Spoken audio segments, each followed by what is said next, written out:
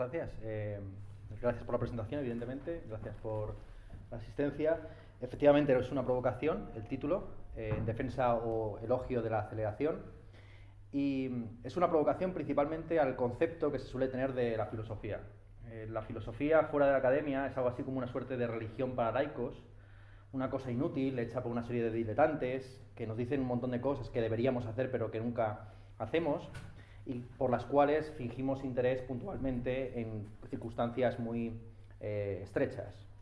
Parecería que en los entornos empresariales uno debería comportarse como un tiburón cocainómano durante 364 días del año, y de repente habría un día a la semana, un día al mes o un día al año en el que uno tendría que reconectar con la naturaleza o hacer meditación o profundizar en su espiritualidad.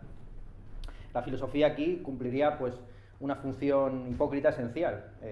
Habría unos ideales que nunca se cumplirían, salvo un día, una suerte de carnaval ideológico o de carnaval espiritual que serviría para que el resto del año todo siguiera igual. Muchos de ustedes conocerán los textos de Mikhail Bakhtin acerca de la función social del carnaval. El carnaval es el día revolucionario en el que todo se transforma para que todo siga igual el resto de los días del año. Entonces, el día del carnaval, el rey es vagabundo y el vagabundo es rey, para que los 364 días siguientes el vagabundo sea vagabundo y el rey sea rey. Entonces, la filosofía ya no tiene como objetivo, aparentemente, transformar el mundo, ni tampoco comprenderlo, sino servir como engranaje, como pequeño momento de pausa en el proceso de aceleración capitalista, que pone una suerte de multas simbólicas por sobrepasar un límite de velocidad que de todas formas se está sobrepasando constantemente. Y a mí esto no sé si me molesta o no, pero bueno, entiendo que es la nueva función que desempeña la filosofía, una suerte de moral del rebaño para los espíritus nobles. Algunos de ustedes conocerán la filosofía de Federico Nietzsche, de Friedrich Nietzsche, quien tiene una teoría sobre el origen de la moral, que es más o menos la siguiente. En la época arcaica, el concepto de bondad está asociado al concepto de nobleza. Lo bueno es simplemente lo funcional para los nobles. Los nobles no en el sentido espiritual del término, simplemente la clase privilegiada, la clase elevada, considera que es bueno lo que les beneficia en el sentido más material y físico del término, frente a lo malo que es simplemente la debilidad, la fragilidad, la enfermedad.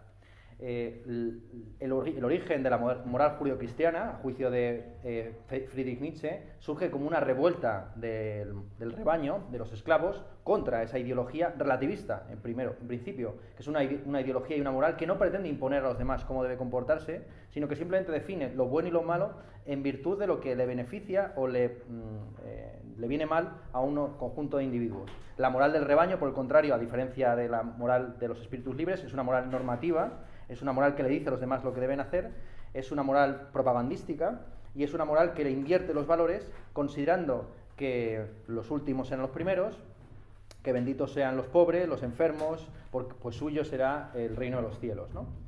Y en buena medida, pues esta idea de abogar desde un ámbito empresarial por la deceleración o la pausa o el momento del pensamiento, cuando en realidad la economía capitalista actual no tiene nada que ver con eso, pues me recuerda un poco a esta uso hipócrita, insisto, de la moral del rebaño para beneficio, ¿no?, de los espíritus libres. En el fondo se trata de seguir haciendo lo mismo de siempre, solamente que puntualmente fingir que uno se para a pensar.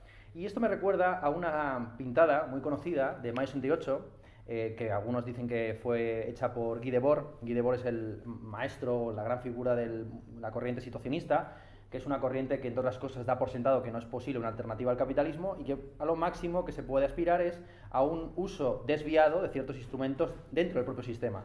Yo siempre califico a los situacionistas de los trotskistas de la vanguardia. La vanguardia tradicionalmente intentó derribar la sociedad burguesa o atentar contra los valores burgueses, planteando una alternativa estética, política y de toda índole. El situacionismo ya en los años 60 da por sentado que a lo máximo que se puede aspirar es a dar un uso desviado, alternativo, a medios de comunicación, como el caso de la televisión, que ya entonces eran omnipresentes. Pues bien, estos situacionistas, entre otras cosas, abogaban por no trabajar nunca. Guy Debord se jactaba de haber pasado más horas de su vida borracho que sobrio. De él hay 2 o 3 fotos en lo largo de toda su vida. Y según cuentan las malas lenguas, fue él quien hizo la pintada célebre de mayo 68 que dice lo siguiente: si el trabajo fuese una bendición, lo harían los ricos.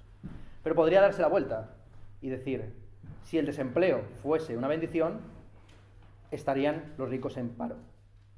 ¿Qué ¿Qué necesidad hay de fingir que queremos la detención o el paro? ¿Quién quiere exactamente el paro, salvo el que tiene efectivamente trabajo? Teniendo en cuenta la función esencial que tiene el trabajo para dignificar nuestra vida, para dotarla de sentido, para orientar los esfuerzos. ¿Qué función desempeña exactamente la detención, el paro, el no hacer nada en una economía de la atención 24/7, donde, según Jonathan Crary, el capitalismo ya está a punto de colonizar el sueño, donde casi el objetivo es cómo hacer que los trabajadores sigan produciendo ya no en su tiempo de ocio, que no existe, sino incluso mientras están durmiendo? Entonces, he titulado la conferencia Apología de la aceleración o en defensa de la aceleración, no porque yo esté particularmente a favor de la aceleración, sino porque estoy en contra de la identificación de la filosofía con la parsimonia, la lentitud y la inutilidad. Creo que esa es la trampa saducea en la que se mete la propia filosofía al ser marginada de la sociedad, que es la misma trampa en la que se han metido todas las disciplinas humanísticas previamente. Hay un momento, en el comienzo del capitalismo, que se separa una serie de elementos que hasta entonces formaban parte de la vida cotidiana, que son las artes, el pensamiento, las llamadas humanidades, y precisamente porque están marginadas y no sirven prácticamente para nada, se convierte en una instancia crítica, haciendo de su marginalidad un elemento casi elitista. Precisamente porque no servimos para nada, somos mucho más valiosas que todo lo demás. Ese es el discurso ideológico que se construye durante la época moderna en defensa de las artes, ¿no? Las artes no sirven para hacer dinero, pero precisamente su inutilidad es su gran utilidad. Un discurso dialéctico en el que al final el arte queda marginado a la sociedad y hace de su marginación una forma de elitismo. Pero este discurso ya no tiene ningún sentido en un contexto como el actual, donde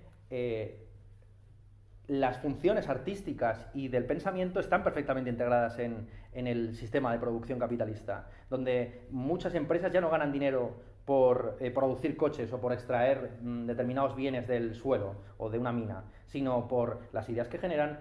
En una economía financiarizada estamos hablando de valores como la confianza, el riesgo, el famoso miedo, la prima de riesgo, todo este tipo de valores que son valores al final especulativos, ¿no? O morales incluso. Entonces, al final, mi concepción de la filosofía es que la filosofía no tiene como objetivo ofrecer discursos edificantes, no, en términos de Spinoza, no tiene que reír ni llorar con el presente, sino que quiere comprenderlo, ¿no? Entonces, para intentar comprender el presente, yo quisiera simplemente exponer algún tipo de teoría acerca del uso del tiempo en el capitalismo. Cuando hablamos de acelerar o decelerar el tiempo, concebimos el tiempo como si fuera una máquina a la que se le pueden, en fin, echar combustible y meter marchas en una dirección o en otra. ¿Esta concepción del tiempo de dónde surge exactamente?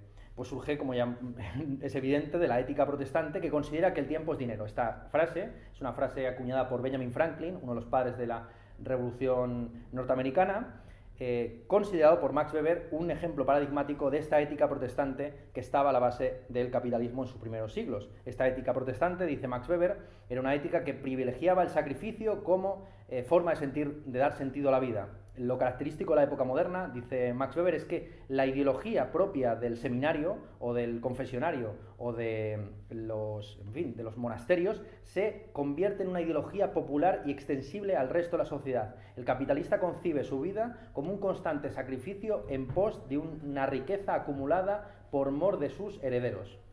Esta es una visión del presente como un presente infernal en sacrificio de un futuro paradisíaco. Es la idea clásica del progreso como el sacrificio de las generaciones pasadas en nombre de las generaciones futuras.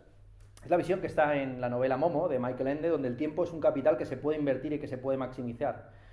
De hecho, no podría haber sido posible la acumulación primigenia del capitalismo si no se hubieran dado dos factores. Uno, la expropiación de los bienes comunales, teorizada por Marx al final del primer tomo del Capital, y en segundo lugar, esta ética protestante que lleva a convertir el sacrificio y el esfuerzo en un fin en sí mismo, y considera que privarse de determinados bienes en el presente para la mera acumulación de riqueza, para mayor gloria del Señor o para el progreso y la prosperidad de nuestros hijos y de nuestros descendientes es algo bueno en sí mismo. Este es el discurso del progreso que entra en crisis precisamente cuando esta ética protestante desaparece, en parte por las críticas a la genealogía de la moral que he señalado previamente de Nietzsche. ¿Qué sentido tiene que nos estemos sacrificando por un futuro que va a seguir teniendo que trabajar y esforzarse? Muchos de ustedes recordarán la predicción de Keynes de que con un crecimiento del 1% entre el año 1930 y el 2030 habría una época, más o menos la época en la que estamos entrando ahora mismo, donde los seres humanos no tendrían que trabajar. Hemos llegado más o menos a la tasa de riqueza que Keynes predecía para el año 2030 y no solamente trabajamos menos, sino que trabajamos incluso cuando pensamos que estamos en nuestro tiempo de ocio. Pues nuestro principal empleador, aunque no nos demos cuenta, son las redes sociales, a las cuales ofrecemos información gratuitamente y cuyo uso gratuito determina o condiciona o señala de manera clarísima que nosotros somos el producto. Igual que las mujeres entran gratis a la discoteca porque no son uno de los usuarios de la discoteca, sino que son en parte el producto a ser consumido, tenemos que darnos cuenta que muchos de los servicios digitales que consumimos nos consumen a nosotros. Es decir, que nosotros somos usuarios porque estamos siendo usados por dichas plataformas. Entonces, en el contexto actual, que ya no se sostiene sobre la ética protestante del sacrificio del presente en nombre del futuro, sino del disfrute del momento presente, del carpe diem, esta idea del sacrificio o del sacrificio del presente en nombre del futuro se vuelve intolerable. Y ya las generaciones futuras tan solo se pueden justificar apelando a discursos nostálgicos. Decía Frederick Jameson que lo característico de la posmodernidad como lógica cultural del capitalismo tardío es que en la posmodernidad el valor estético de lo nuevo había quedado entre paréntesis. En la posmodernidad ya no se trata de que los artistas firmen manifiestos, se monten en movimientos y aboguen por nuevas formas estéticas, sino que hay un regurgitamiento y un recalentamiento constante de estéticas del pasado por la vía de la retromanía. Esto lo hemos podido ver, sobre todo en el ámbito hollywoodiense, con todas las sagas que no son sino reboots de viejas glorias. Ahora tenemos otra vez Matrix, ¿no? Matrix, que en el año 2001 era una película futurista, acerca de un futuro distópico por venir, ahora mismo no es sino un recuerdo nostálgico de cuando éramos jóvenes y íbamos a ver esa película en la que había efectos de cámara lenta, etc. ¿Bien? Entonces, estamos en un contexto, ya digo, que no se sostiene sobre la ética protestante, sino sobre una ética del consumo presente, junto con una cultura posmoderna basada en el recalentamiento nostálgico del pasado, donde las generaciones futuras tan solo pueden justificar su existencia y perdonarse por el hecho de ser jóvenes, apelando a ese tipo de discursos nostálgicos. Muchos de ustedes conocerán la novela, el libro familiar de Anne-Marie Simon, Feria, que ha generado tanta polémica en los últimos meses, a lo largo del último año, precisamente por exponer una tesis, a saber que ella siente envidia o nostalgia de la vida que llevaron sus padres, que es una vida pues con un trabajo estable a largo plazo, con posibilidad de hipotecarse para tener un hogar familiar, etcétera, ¿no? Es una crítica interesante contra la ideología de la aceleración, del coworking, del co-spacing, del co-living y de todos los co's en inglés que se han ido poniendo de moda, pero al mismo tiempo revela, insisto, cómo todo discurso generacional exitoso tan solo se puede hacer perdonar si va por la vía de la reivindicación nostálgica de un pasado que era igualmente miserable en los años 80 o 90. Bien, entonces, ¿cómo surge esta idea de una unidad de tiempo totalmente homogénea que vale igual que otra? Pues esto, insisto, que es una cosa muy moderna, pues antes de la existencia de una economía industrial, este tipo de divisiones casi del reloj del día no eran necesarias. En una economía agraria, la unidad de tiempo principal es la estación.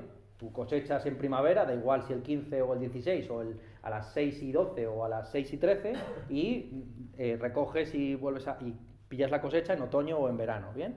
Entonces, en la economía agraria, la unidad fundamental es la estación, o como mucho la semana, en una economía que tenga, por ejemplo, mercado a través de el mar, vinculada con las mareas, y luego, en todo caso, pues hay una división del día conforme a la economía de la salvación anímica, ¿no? Entonces, la división por horas de la Edad Media son la época, las horas a las que uno se debe levantar y rezar. Los maitines es justo antes del amanecer, los laudes en el momento del amanecer, la prima, la tertia, la sexta y la nona están vinculadas a ciertos rezos, y por último, las vísperas es justo después del último rezo para prepararse a dormir. Entonces, es completamente diferente una economía donde la función principal es comerciar con Dios, y por lo tanto, donde las horas están divididas según los rezos, a una economía basada en trenes que tienen que salir a tal hora de tal estación para no chocar con otro tren que viene delante o que viene detrás.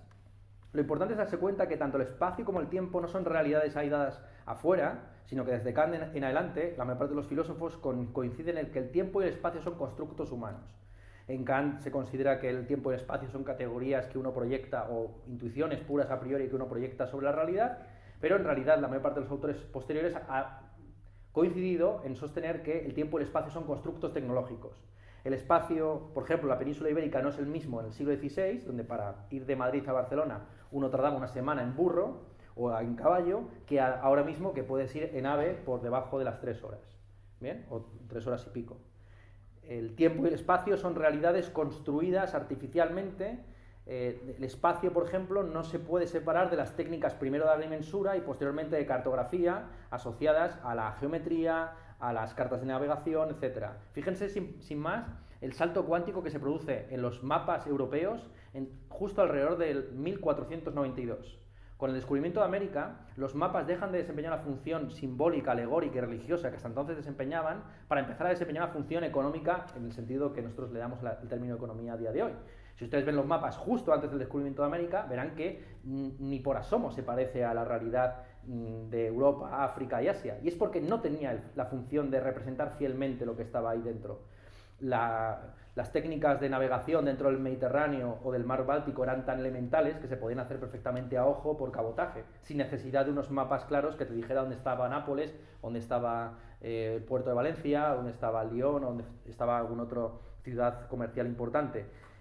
La función de los mapas hasta 1492 es simplemente representar las 3 partes mitológicas del mundo asociadas con los 3 hijos de Noé, Cam, Sem y Jafet, representando a su vez el cruce entre el Mar Negro y el Mar Rojo con el Mediterráneo como si fuera la cruz de Cristo. A partir del descubrimiento de América, donde los mapas ya cumplen una función esencial para llegar vivo al otro lado del charco, ahí sí empiezan de repente, en una cuestión de 10 años, pasan de representar el mundo como un gran orbe en torno a una cruz, a de repente, ¿qué pasa? ¿Que no veían el mundo antes? ¿Que no lo descubrían? No, es que las prioridades han cambiado, la visión del tiempo ha cambiado porque las tecnologías y las necesidades económicas también han cambiado. Entonces esta es la idea que está en el Manifiesto Comunista y que luego se ha desarrollado en toda la filosofía materialista posterior, a saber, espacio y tiempo son realidades determinadas tecnológicamente, principalmente por las tecnologías del transporte, véase simplemente el uso de la carabela en alta mar, por los imperios europeos, español y portugués, y también por las tecnologías de comunicación. Franz Kafka tiene un cuento muy célebre sobre la muralla china, que les recomiendo, es un cuentito muy breve, donde explica cómo en la muralla china nadie sabía lo que estaba haciendo, ¿no? Porque era un proyecto tan colosal que pues los propios constructores no sabían ni dónde estaba el final de China, dónde empezaba el territorio mongol, en qué dirección realmente quedaba cada cosa, qué emperador estaba gobernando en China, si los mongoles ya habían pasado y ya no tenía ningún sentido la construcción de esa muralla. Pues bien, con el desarrollo de los medios de comunicación modernos, este tipo de personas, figuras aisladas que siguen luchando por guerras que ya han sido firmadas su armisticio, pues desaparece, ¿no? Es el fin al mismo tiempo de la geografía y de la historia, dos teorías que se propusieron en los años 90. El fin de la historia es lo más conocido probablemente, el fin de la geografía es una tesis de nuevo marxista que sostiene lo siguiente: el proyecto de cartografiar el mundo no se puede disociar del proyecto colonial o imperial y el proyecto de desarrollo capitalista. En el momento en que el capitalismo ha colonizado todo el globo, ya no le queda nada que cartografiar realmente, ¿no? De hecho, las facultades de geografía, yo no sé a qué dedican su tiempo de investigación, será a mirar mapas viejos o de repente algún trozo de selva que habrá quedado todavía sin que esté dentro de Google Maps o alguna cosa de este tipo, ¿no? Entonces, el fin de la historia, por el contrario, es algo mucho más interesante. Francis Fukuyama, después de la caída del muro de Berlín, sostuvo que había terminado la historia no en el sentido de que hubiera una huelga de acontecimientos, de que no sucedían cosas importantes, como la guerra de Irak o la guerra de los Balcanes, sino que en esas guerras no estaba en juego nada importante en términos ideológicos. Los dos bandos que peleaban en cualquiera de esos conflictos tenían concepciones de lo bueno, de lo bello y de lo verdadero más o menos parecidas. Frente al gran conflicto ideológico que era el bloque soviético contra el mundo libre, después de la caída del muro de Berlín, lo que hay es una aceptación de que el futuro será un futuro asociado a las democracias liberales con desarrollo de economía de mercado. Esta es la teoría del fin de la historia. No de que dejen de pasar cosas importantes, sino que esas cosas importantes no modifican el horizonte de expectativa en fin, de lo que consideramos bueno, justo, verdadero. Vale, y entonces llegamos un poco al siglo XXI. En el siglo XXI, digamos que esta cuestión de la aceleración o de la deceleración se puede plantear en dos niveles, el nivel colectivo y el nivel individual. En el nivel colectivo, pues hay dos grandes filosofías, ¿no? La filosofía de los deceleracionistas y la filosofía de los aceleracionistas. Voy a empezar por los malos, los aceleracionistas, para luego ir, si quieren, a los buenos. Vamos a empezar por los buenos para llegar a los malos, para que veáis que los malos no son tan malos como los pintan, ¿no? Los buenos. Los buenos son, aparentemente, ¿no?, los que abogan por el decrecimiento, pues, en fin, que dado la utopía de crecer al 3% hasta que termine el sistema solar, pues en un mundo finito la economía no puede crecer de manera infinita. Es un problema casi matemático, ¿no? Los autores que han propuesto esta cuestión del decrecimiento, pues básicamente se apoyan en este tipo de evidencias de perogrullo. Estamos en un contexto de emergencia climática, de agotamiento de los recursos. La mejor alternativa política y económica sería decrecer, que el Producto Interior Bruto fuera hacia atrás en lugar de ir hacia delante, ajustar nuestras expectativas a la baja, darnos cuenta de que no es posible un capitalismo verde pleno y que, en el fondo, tenemos que el único ecologismo realmente exitoso a nivel histórico es el ecologismo de la pobreza. Frente a esta visión del decrecimiento, otra línea dentro de esta nueva izquierda ecologista es la que aboga por lo que ellos llaman un New Deal verde, un Green New Deal, que básicamente le echa en cara al decrecimiento esta visión tan ingenua de la economía. Es imposible venderle a incluso poblaciones muy enriquecidas como las europeas, la idea de un decrecimiento constante de sus expectativas, de sus posibilidades de consumo, de su vida. En el fondo, la paradoja a la que se enfrentan tanto el Green New Deal como el proyecto del decrecimiento es la paradoja de la subreacción de los medios contra los fines. Porque de alguna forma tenemos que darnos prisa en ir lento, ¿no? Digamos, es el famoso dicho latino, ¿no? Festina lente, vísteme despacio que tengo prisa. Tenemos que ir rápido a ponernos lento. Hay que ir a toda pastilla en aviones a propulsión, a congresos internacionales donde se prohíba el uso de aviones a propulsión, ¿no? Entonces, pues dentro de poco tan solo se tomarán aviones para ir a congresos contra el uso de los aviones, ¿no? Hay una paradoja ahí interesante que sobre todo se ha cebado mucho con la figura en los últimos años de Greta Thunberg, que es la encarnación pura de este tipo de contradicciones, ¿no? Donde los medios que se ponen para un determinado fin ya van subvirtiendo al propio fin, ¿no? Tenemos que hacer congresos internacionales donde todo el mundo vaya en barco, en velero o por avión para prohibir posteriormente el uso de barcos, de veleros y de aviones, ¿no? Esto es lo que los miembros de la Escuela de Frankfurt llamaban efectivamente la subreacción de los medios contra los fines. Tenemos que darnos prisa en ir lento. Pues si nos damos prisa en ir lento, lo que va a suceder es que nos vamos a ir dando cada vez más prisa y nunca llegaremos a ponernos en esa lentitud deseada.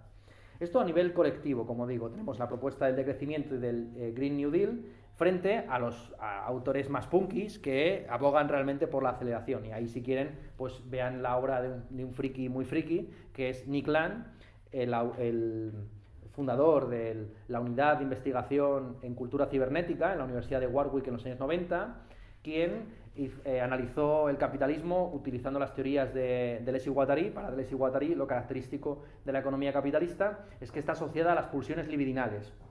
Es decir, que en buena parte de, por ejemplo, la desregulación del mercado de trabajo o del desmantelamiento del estado de bienestar no fue solamente un golpe de mano, una reacción neoliberal contra los intereses de los trabajadores. También los propios trabajadores estaban hartos de trabajar 40 años poniendo la misma tuerca en la misma fábrica, ¿no? El capitalismo tiene tanto éxito porque se parece mucho a nuestro deseo. Nuestro deseo lo que busca es la destrucción creativa de las posibilidades actuales, la ampliación del campo de lo posible y de lo virtual. Según Gilles Deleuze, el capitalismo, al mismo tiempo que desterritorializa ciertos fenómenos, pues deslocalizando las empresas o destruyendo los sindicatos, reterritorializa buena parte de esos vínculos humanísticos en otro campo. No es cierto que el capitalismo sea una fuerza deshumanizadora, sino que a veces también requiere de esa semana en la que nos paremos a pensar en cómo deberíamos haber estado lentos durante el resto del año, ¿no? El ejemplo que ponen Deleuze y Guattari como paradigma de esta desterritorialización de ciertos aspectos sociales y su reterritorialización en otros es la famosa frase de Margaret Thatcher: no existe la sociedad, y mucha gente se olvida de la segunda parte, tan solo existen los individuos y sus familias. La idea básica es que la función que desempeñaba hasta entonces la seguridad social, los sindicatos, etcétera, lo va a pasar a desempeñar la familia. Lo hemos visto con el capitalismo vírico de la pandemia actual, ¿no? Es decir, al final son las familias las que se tienen que comer el marrón de sistemas de seguridad social que no están adaptados o preparados para la situación actual. Y los individuos deben sacrificarse, no porque vaya a haber menos muertos a largo plazo, sino para no colapsar el sistema de seguridad social. Se trata, al fin y al cabo, como en prácticamente las economías sacrificiales aztecas, de darlo todo por la institución, ¿no? Todo puede colapsar, pero, por favor, la seguridad social no. Es la familia la que debe tragarse el marrón de todas aquellas instituciones públicas que no están ajustadas al presente. Vale, entonces, esto por el nivel, la propuesta, la idea de England, muy sencilla, es que la izquierda no debería ser miserabilista, no debería abogar por regresar a cabañas y con trineos tirados por perros y cosas por este estilo, sino que debe abogar por la aceleración de los procesos productivos y la desterritorialización total, que en lugar de intentar regresar nostálgicamente a un estado de bienestar que ya no se va a recuperar, pues por ejemplo se podría abogar por la ultra tecnificación y robotización del mercado y el derecho a la pereza subvencionado por la vía del no el subsidio de desempleo, sino la renta básica universal. La renta básica universal es uno de estos proyectos aceleracionistas que tiene como objetivo no reforzar el estado de bienestar, sino suplantarlo, individualizándolo mucho más. ¿Vale? Llegamos al final con una pequeña exposición de cómo se articula esto en el campo individual. En el campo individual, pues a mí las teorías que más me interesan son las expuestas por Walter Benjamin en sus fragmentos del libro de los pasajes. Walter Benjamin es un filósofo judío asociado a la escuela de Frankfurt que se suicidó en Portbou, en la frontera entre España y Francia, al ser atrapado por la policía franquista. Estaba huyendo, por supuesto, de los campos de exterminio nazis. Y en ese trance se perdió la maleta de Walter Benjamin, donde estaba el manuscrito último de una obra voluminosa sobre el París del siglo XIX como modelo de ciudad en transición de la economía clásica a la economía capitalista. Pues bien, Walter Benjamin, que analizó muchas cosas en ese texto, también estudió la transformación del concepto de ocio. El ocio, en la época precapitalista, estaba asociado con la vida contemplativa. Muchas veces les habrán dicho de dónde viene la etimología de escuela. Escuela viene de skolé, que en griego significaba ocio. Lo característico de las personas ociosas en la época clásica es que se podían dedicar precisamente a estudiar, frente a aquellos que tenían que ganarse el pan con el sudor de su frente y con el uso de las manos. Aquellos que tenían el privilegio de tener esclavos a su servicio podían dedicarse al ocio, es decir, al estudio. La visión del ocio precapitalista es que el ocio está asociado a la vida contemplativa, a la práctica desmaterializada de ciertas actividades que son solitarias y que tienen como objetivo el cultivo infinito de uno mismo. Las tres formas canónicas del ocio precapitalista son el estudio, el juego y la contemplación, que son tres actividades que carecen de fin, en el sentido de que pueden practicarse eternamente. Si uno, el objetivo que tiene es batir el récord de, los 100 metros lisos, pues habrá un momento en que lo consiga o desista porque nunca va a llegar a la marca de Usain Bolt, ¿no? Mientras que el estudio, el juego no competitivo y la contemplación son actividades sin fin, cuyo fin está en todo caso en sí mismo, que por lo tanto pueden ser llevadas al infinito. El estudioso aspira a la omnisciencia de Dios. El jugador aspira a su omnipotencia de jugársela todo a una carta, mientras que el flaneur, que es el modelo del contemplador que defiende Walter Benjamin, aspira a la omnipresencia de estar en todas partes, de pasearse por todas las calles, de no ir hacia ningún sitio, sino habitar en esos espacios intermedios.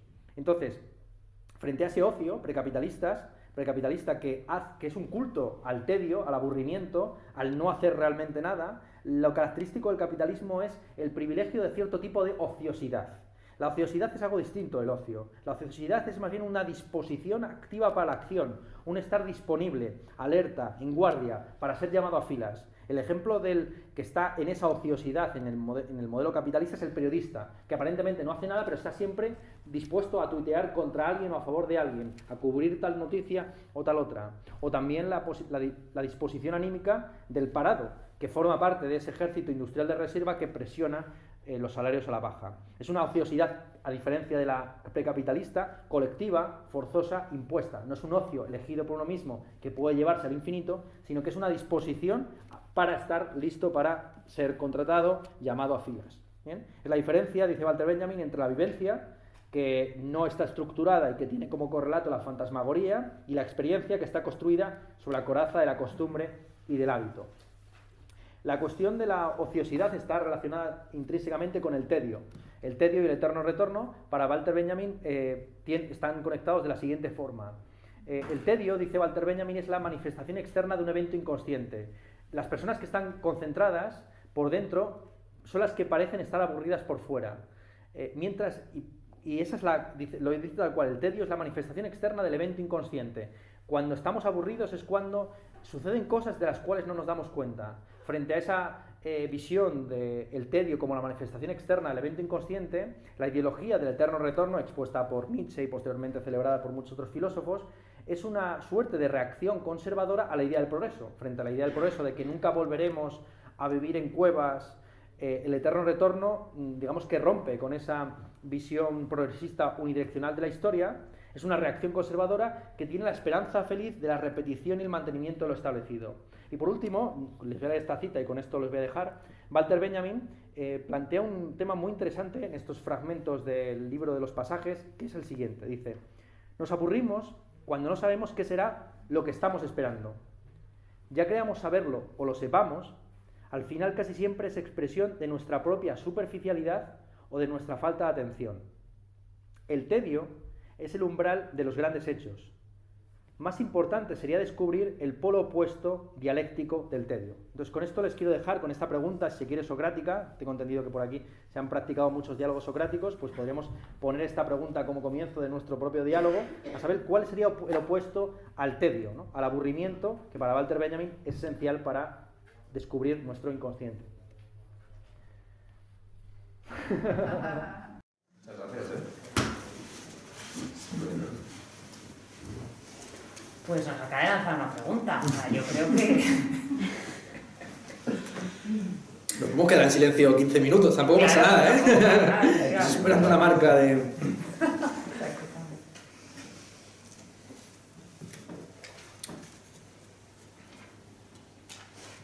Yo que quiero que puedas repetir, es que has dicho el tedio es el umbral de los...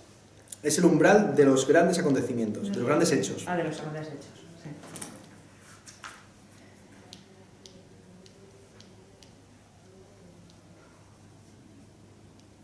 ¿Tendría una definición dependiendo de quién lo siente? Sí, supongo que sí. ¿En qué sentido lo planteas?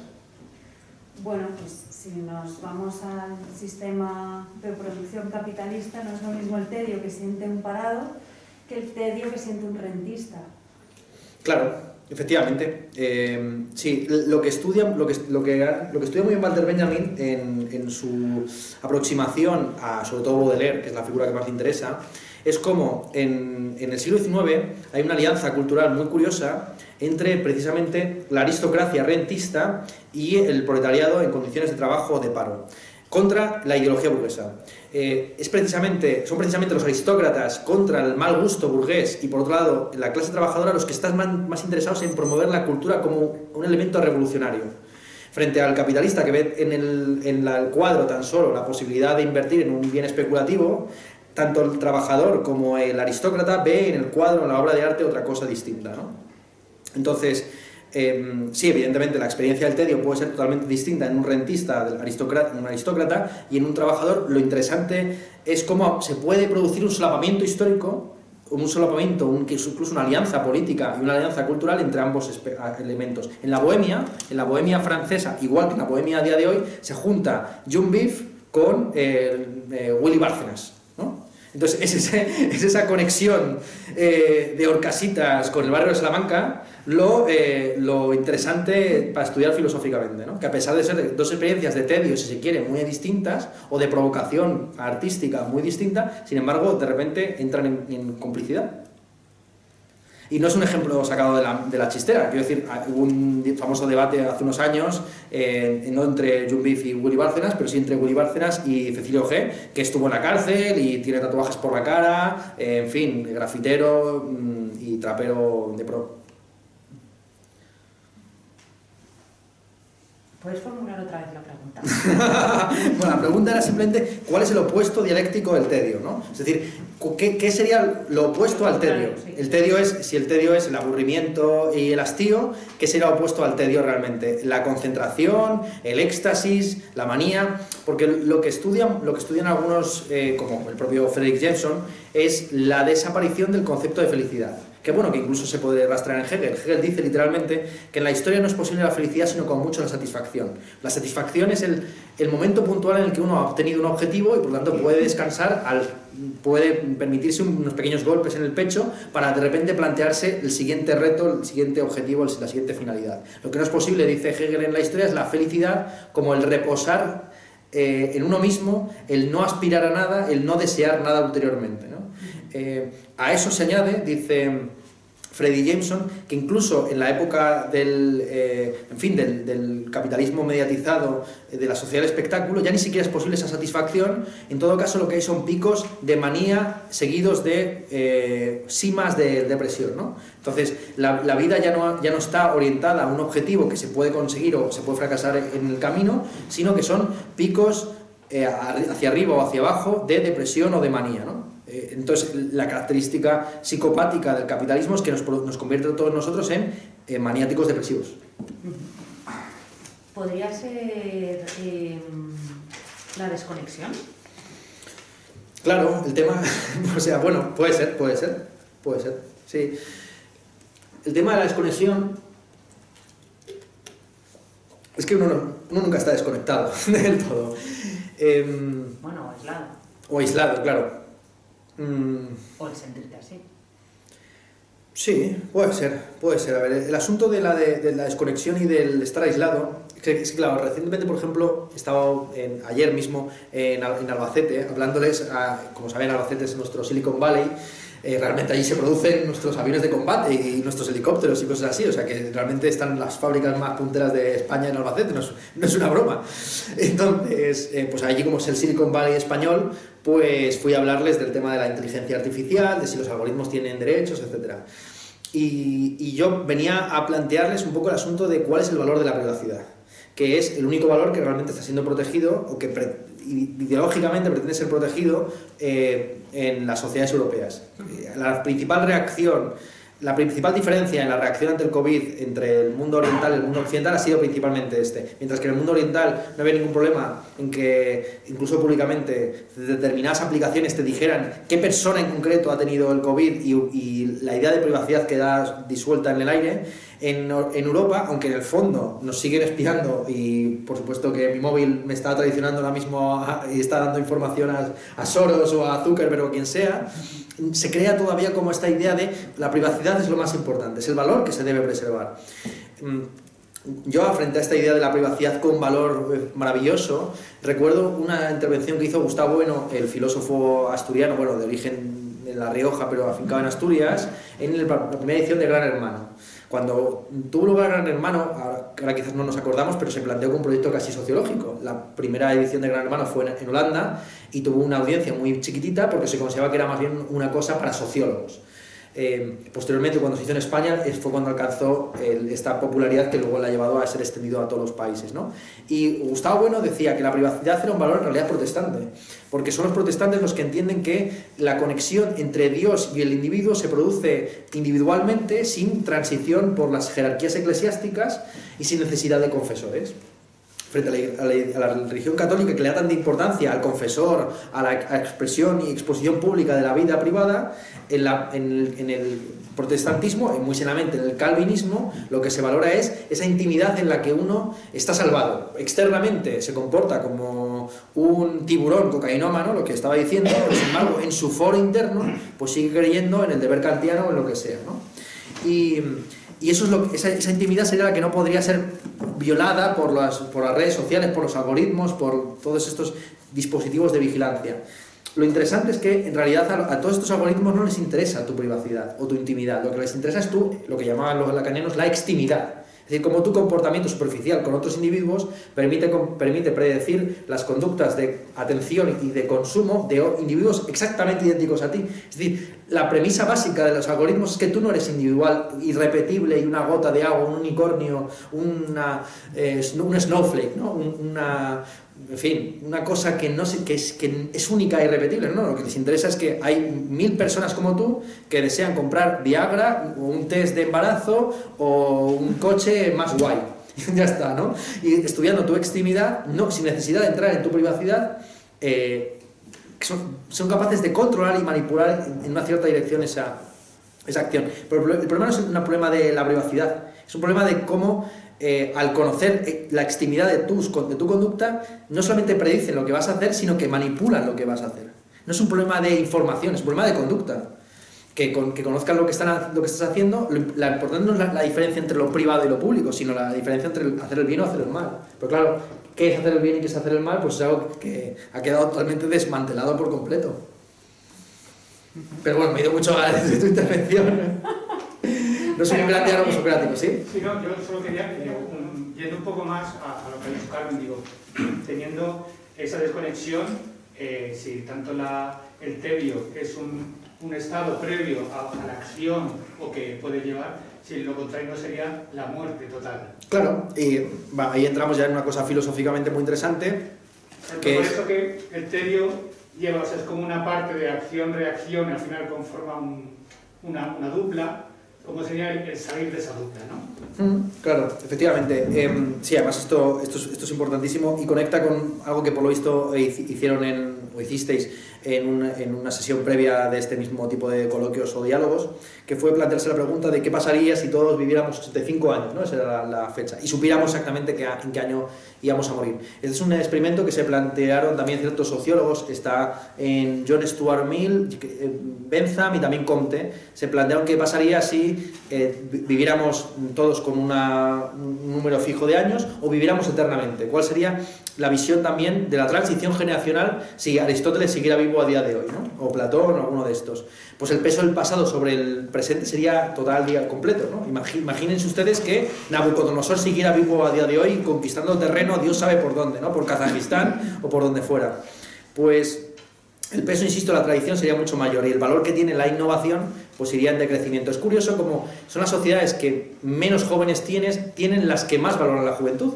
Como saben ustedes, las sociedades más jóvenes a día de hoy no son las europeas ni mucho menos, sino que son las de África, donde la ideología oficial es una ideología todavía basada en el culto a ser adulto. Es decir, sociedades que tienen edades medias por debajo de los 25 años y en algunos subsaharianas incluso por debajo de los 18 años, siguen en estructuras patriarcales, en algunos casos islámicas, donde lo más importante es obedecer a tus mayores, a la tradición, al texto escrito, a la Sagrada Escritura, a lo que toque, ¿no? Entonces, el tema de la muerte. Efectivamente, el nacimiento y la muerte son como los puntos de corte de tu vida, y lo interesante es que son experiencias que sabes que necesariamente vas a tener, pero que no experimentas tú. O sea, tú no tienes recuerdo ni experimentas subjetivamente tu nacimiento ni tu muerte. Eso es algo que experimentan los demás. ¿Bien? El tema del nacimiento y la muerte fue teorizado principalmente por Martin Heidegger, quien efectivamente consideró que darse cuenta de la finitud de la existencia humana te elevaba por encima de la vida inauténtica. Él lo llamaba así, ¿no? La vida inauténtica es aquella vida que está pegada a los intereses del presente, que vive en el tedio, en la búsqueda del placer, en el éxito, el fracaso, etc. Cuando te elevas por encima de esas pequeñas preocupaciones mundanas a cobrar conciencia de la finitud de tu existencia, de repente surge el asunto de la angustia. La angustia, podemos decir que ya está, ya lo tenemos. El contrapunto dialéctico del tedio es la angustia. Es la angustia no simplemente como la preocupación mundana de ciertos asuntos, sino la conciencia de tu propia finitud. Y darte cuenta de que inevitablemente has nacido en una cultura que tú no has elegido, pero que te determina por completo y respecto a la cual tienes que tomar ciertas decisiones y cierto posicionamiento, porque no querer saber nada de España es una forma de posicionarte en relación a España, o expulsar fuera de ti cualquier referencia a Madrid es una forma de apropiarte de la tradición madrileña. Eso en primera instancia, y en segunda instancia darte cuenta de que la muerte es algo individual e intransferible. Tu muerte es algo que tú no vives, pero que es la necesidad de tus posibilidades. Esa es la expresión tal cual que utiliza Martin Heidegger, es la necesidad de lo imposible. Esa es la muerte, justamente. Es imposible que experimentes tu muerte, pero es necesario que vayas a experimentarla. Tu muerte ya la estás viviendo por medio de la angustia que sientes ante las oportunidades perdidas, los trenes a los que no te subiste, la novia a la que nunca le dijiste que la querías, todo este tipo de asuntos. Sí. No, yo iba a irme, pero bueno, ya hemos resuelto, o sea, que a lo mejor creo que callar. No, venga. He ido a la parte más de éxtasis y motivación, porque estaba pensando en el tedio en clave de tiempo, me había interesado la parte del principio del tiempo y la concepción del tiempo, y pensando en el tiempo y escuchaba una teoría sobre el tiempo como si te vas al cero absoluto el tiempo se para y no existe. Pensaba irme hacia otro punto completamente opuesto, que es maximizar la aceleración, que es el calor.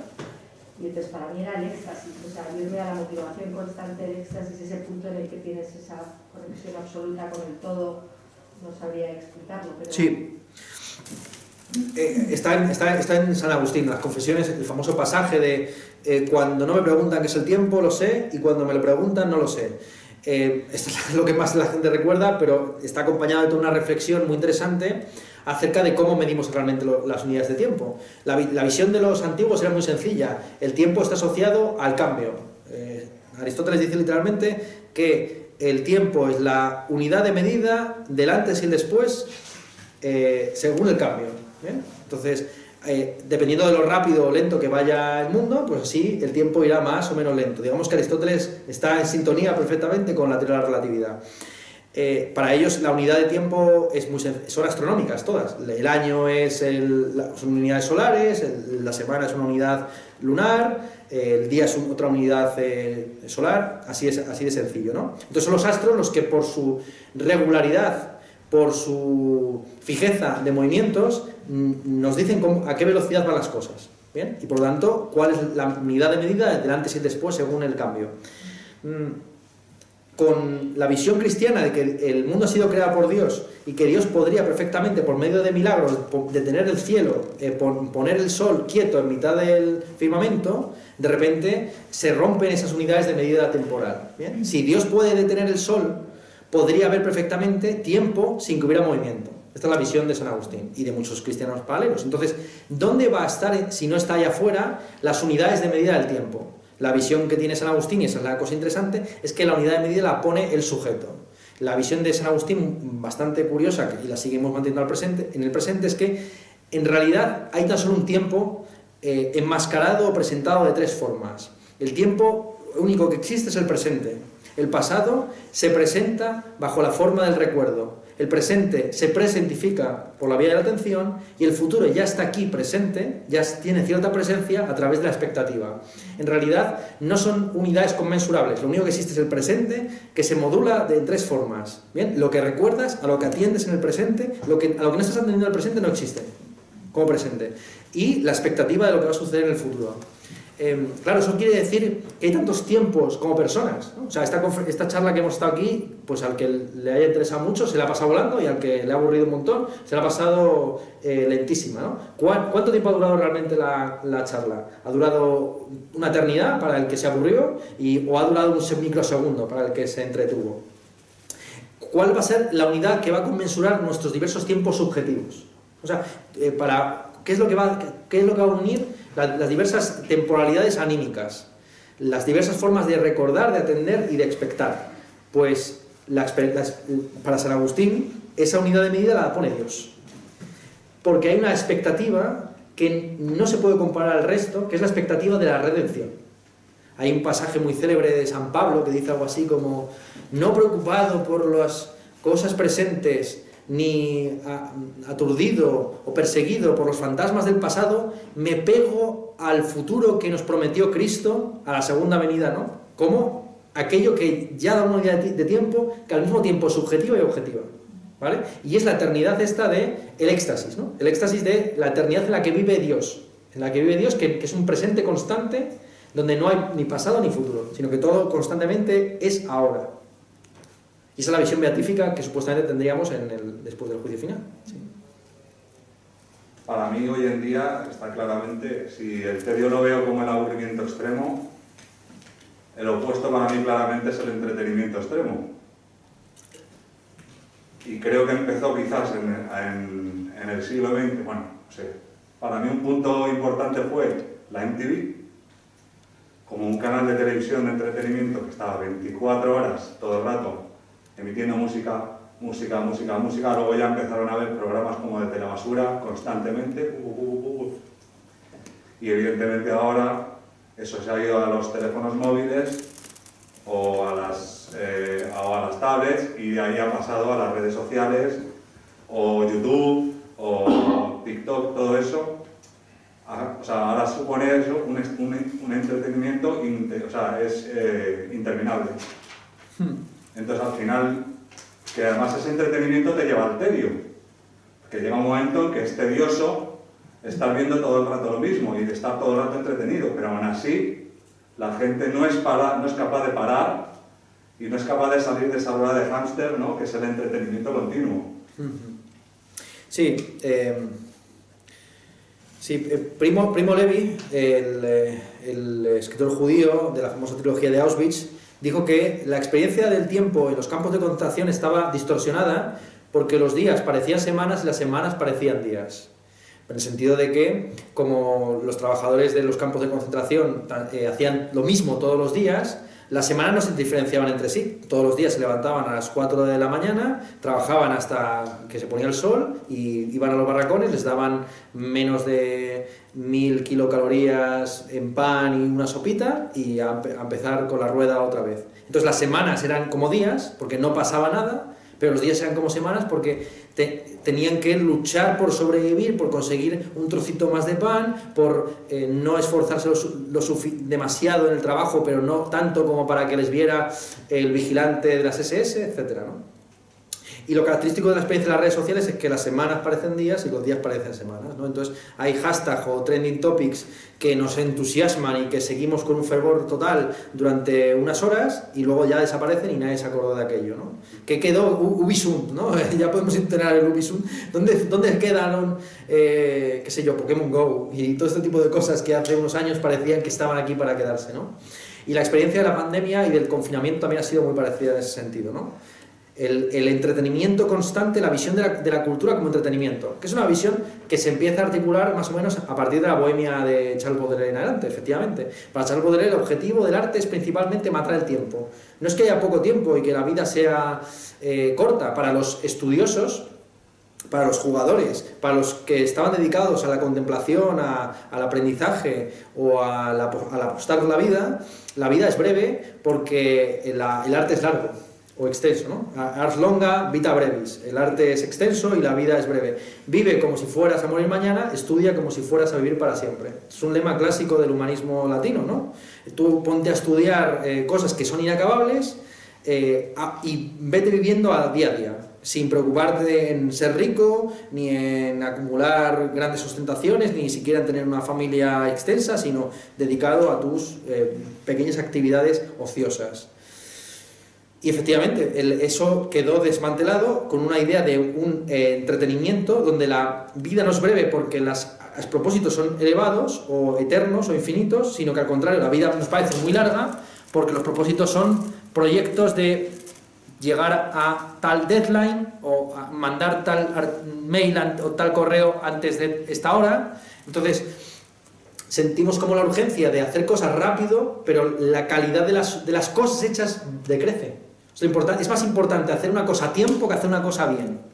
Y eso es lo que hace que el sentido de la vida se vaya como minando poco a poco hasta convertirse uno simplemente en una máquina que reacciona al entorno, a lo que el entorno le va demandando, pues tal hoja para los impuestos o, en fin, que es más importante, insisto, mandar algo a tiempo que hacer algo bien. Sí. Es que con esta pregunta que has hecho del tedio, me has hecho reflexionar en las diferentes dimensiones que puede tener el tiempo, ¿no? O sea, porque por un lado, pensando en el tedio, hay una parte de sensación, que aquí han salido muchas, ¿no? O sea, de aburrimiento, de miedo, de tal, y una parte, o sea, de sensación subjetiva, por así decirlo, ¿no? Y otra parte de cierta objetividad, que es que existe algo, que es un tiempo, una duración, ¿no? Ante la que tú tienes una sensación, ¿no? Y el tedio como que de alguna manera me enseña, o esa pregunta me ha llevado a ver que hay diferentes dimensiones. Entonces, profundizando en eso, me he ido al festinaliente, que has criticado antes, ¿no? No, bueno, simplemente lo he mencionado como una paradoja, ¿no? Claro, has hablado de la paradoja, entonces mi pregunta que viene a raíz de tu pregunta es si el tiempo en sí mismo no es una paradoja. Porque ya solo pensando en el tedio, o sea, yo veo una dimensión subjetiva, una dimensión quizás objetiva, ¿no? O sea, la subjetiva puede ser nuestra sensación, nuestra manera de sentirnos con el tiempo, el valor que le damos. La objetiva puede ser ese tiempo cronológico que está ahí, ¿no? Que a lo que muchas veces ni siquiera le damos o nos fijamos en ello, ¿no? Las 24 horas del día, los 365 días del año, los años que hemos vivido, no sé, hay una parte objetiva que está ahí. Y luego no sé si hay una cuestión relativa que tiene que ver también con, pues por ejemplo, la tecnología ha cambiado completamente nuestro paradigma, ¿no? O la visión circular versus la lineal, la historia, o no sé. Entonces, como que pensando en esa dimensión subjetiva, esa dimensión objetiva y esa dimensión relativa, claro, no sé si es posible salir de una paradoja cuando hablamos de tiempo, porque hay contradicciones que existen, ¿no? Sí, claro, efectivamente. Las tres concepciones del tiempo que has delineado se ajustan bastante bien a los tres términos que había en griego, que eran cronos, aion y kairos. Cronos siempre refirió al tiempo objetivo, que inicialmente se consideraba finito por el prejuicio que tenían los griegos de que lo perfecto es lo definido, lo que tiene límites, frente a aquello que está informe porque no tiene límites y que no sabemos ni siquiera si es múltiple o uno. Una de las grandes transformaciones que introdujo el cristianismo es de repente revalorizar lo infinito. Dios es omnipotente y el hecho de que sea infinito y no tenga límites es una ventaja frente a los mundos finitos de los griegos, donde pues eso, el ser de Parmenides está perfectamente redondeado, tiene límites, y precisamente porque tiene una forma y está definido, es perfecto. Lo perfecto se opone a lo infecto, a lo que no está terminado, a lo que no está completo. Entonces, el cronos inicialmente refería a un tiempo objetivo que es finito, que se repite circularmente, frente al aion, lo que se traduce a veces al castellano como los eones, que refería al tiempo vital. El tiempo vital, de nuevo, también se concebía inicialmente como finito hasta que aparecen las religiones mistéricas, la religión órfica y posteriormente todas las sectas pitagóricas, etcétera, que empiezan a hablar de la inmortalidad del alma. Si la vida del alma es infinita, entonces el tiempo de la vida, lejos de ser finito y delimitado por 60, 70, 80 años, pues se asocia a la eternidad. La visión actual es más bien la inversa, es decir, que el cronos, el tiempo objetivo, es el tiempo eterno, que existió desde el Big Bang hasta el presente, asociado a la cantidad de materia en el espacio, etc., frente al tiempo subjetivo, que es finito, que tiene que ver con el nacimiento, la muerte, la angustia, etc., ¿vale?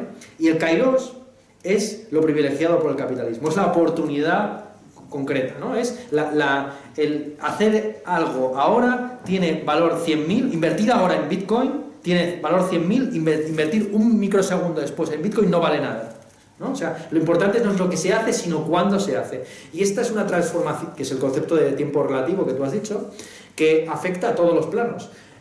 Hace mucho tiempo que en el campo, por ejemplo, de la estética, la pregunta ya no es qué es arte, sino cuándo es arte. ¿Cuándo es arte? ¿Cuándo es arte y dónde es arte un urinario? Pues evidentemente no en el momento en que estás meando en él, en unos baños públicos en Atocha. El urinario se convierte en una obra de arte cuando ha pasado una serie de procesos de selección, de valoración teórica por filósofos, críticos de arte, etc., y es situado en un pedestal o detrás de una vitrina, ¿vale? Y así con un montón de cosas. Que es la temporalización de toda la realidad, ¿no? Efectivamente, lo importante no es el qué, sino el cuándo. Lo importante es la esencia de las cosas, que para los griegos está situada en el pasado, sino lo importante es el cuándo de los hechos que suceden, efectivamente. Y sí, que el tiempo está lleno de paradojas, inevitablemente. Hay un libro bellísimo al que le he estado dedicando los últimos meses dando clases sobre este asunto, Tiempo y narración, de Paul Ricoeur, explica muy bien la conexión entre esos dos términos, cómo nuestra experiencia del tiempo no se puede disociar de la forma en la que nos narramos y nos contamos como individuos y como sociedad, y al revés, cómo las formas de narración no tienen sentido en la medida en que se conectan con experiencias subjetivas de la temporalidad. Si viviéramos en un presente constante, no podríamos entender novelas como En busca del tiempo perdido, ¿no? Que es una novela sobre la pérdida del tiempo. O sea, la novela del tiempo, En busca del tiempo perdido, es una novela sobre el tiempo perdido, incluso por el propio lector, que tiene que calzarse 3000 páginas para darse cuenta de que secretamente lo que le estaba revelando Marcel Proust era la historia inconsciente de una vocación. No es hasta el final, perdón por hacer spoiler, que se revela que la novela que se está leyendo es la novela que escribe el protagonista al darse cuenta de todo el tiempo que ha perdido en soirées, matinés, en fiestas con marquesas y duquesas, que es en lo que ha perdido el tiempo, a su vez, el lector durante el tiempo que haya tardado en leer las 3000 páginas, ¿no? Entonces, la única temporalidad, por ejemplo, que hay en la lectura es la del ejercicio mismo de la lectura, de cuánto tiempo tardas en leer las cosas. Y ahí también afecta la tecnología. Una de las razones principales por las cuales la industria editorial tiene muchas dificultades para adaptarse al presente es que no es que la gente lea poco, es más, se lee ahora más que nunca, se escribe ahora más que nunca, pero ¿en qué formato? Eso es lo importante. No es lo mismo la lectura y la escritura como algo asociado a la soledad, al tiempo improductivo, al cultivo de uno mismo, incluso a la posibilidad de aburrirse, porque quien se dedique muchas horas a leer y diga que nunca se aburrió, no leyó bien, no leyó bien, es una cosa distinta eso a estar leyendo en un hilo de Twitter. Está estudiado incluso, hay un libro célebre del año 2010 de Michael Carr que se titula Superficiales y estudia cómo incluso en términos de activación neuronal el acto de leer en las redes sociales se parece más a la resolución de un sudoku, o sea, activa más zonas asociadas a la resolución de problemas que a esta especie de aburrimiento casi cognitivo que se produce cuando uno lee. O sea, cuando uno lee, el cerebro está menos estimulado que cuando uno lee una novela, tranquilamente en una hora de asueto, el cerebro se activa menos que cuando uno está en Twitter. Y es precisamente esa energía no gastada en la activación neuronal concreta lo que sirve para ir calando en tu propia personalidad y transformando tu concepción de ti mismo o ti misma. Mientras que en las redes sociales estás, más bien, insisto, resolviendo el problema de cómo reaccionar a esto. Es el problema del tema de la reacción, de pensarte a ti mismo como un agente objetivo. Lejos de ver la interactividad como algo positivo, yo creo que lo que genera son conductas interpasivas. Esto está teorizado por Mark Fisher en Realismo Capitalista, como muchos de estos sistemas tecnológicos que tienen la ideología de lo interactivo, de qué bien que ya no estamos en la televisión donde un solo director de informativos determinaba lo que iba a ver el público y había tan solo 2 cadenas, ahora podemos elegir libremente. Es curioso, ¿no?, que a la gente le den libertad para hacer lo que quiera y al final caiga en la televisión 2.0, lo decíamos antes, ¿no? La gente al final quiere el Sálvame Deluxe Millennial, con Jaime Altozano, Iter y las peleas de dar la review con su novia, etc. Me he ido un poco de tu pregunta, pero bueno, por ahí iba la cosa, sí. Oye, Ernesto, otra pregunta que no tiene nada que ver con el tedio, pero la quiero hacer. Que bueno, realmente no sé si es pregunta o si puedes desarrollar un poquito más la manera en la que has empezado tu exposición, queriendo provocarnos, que me ha encantado, hablando de la hipocresía, ¿no?, que hay muchas veces cuando reivindicamos, y sobre todo en espacios empresariales, la necesidad de parar y de reflexionar y de tomarnos tiempo, ¿no?, en un modelo que efectivamente lo que premia es todo lo contrario y parece casi a mí me ha encantado también cómo lo has enunciado con las artes y las humanidades y cómo se han posicionado durante, ¿no? Sí. ¿Por qué crees, o sea, qué parte, ¿no?, puede haber de verdad en todo eso y qué parte para ti es hipocresía? A ver, la hipocresía es inevitable cuando uno pretende ofrecer soluciones individuales a problemas colectivos. Y un lema que a mí me gustaba mucho de el 15M, en el que participé con mi juventud más trotskista y todavía más anticapitalista de la que tengo ahora, un lema por aquel entonces era: no vayas al psiquiatra, monta un sindicato. Es decir, que los problemas mentales no son problemas privados que tengan que ver con tu subjetividad, es algo estructural que tiene que ver con las relaciones de trabajo en el presente. Y bueno, las relaciones de trabajo y de muchos otros tipos.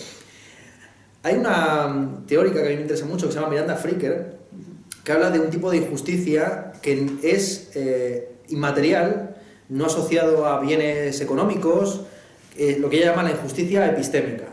Diferencia claramente entre injusticia epistémica y injusticia hermenéutica.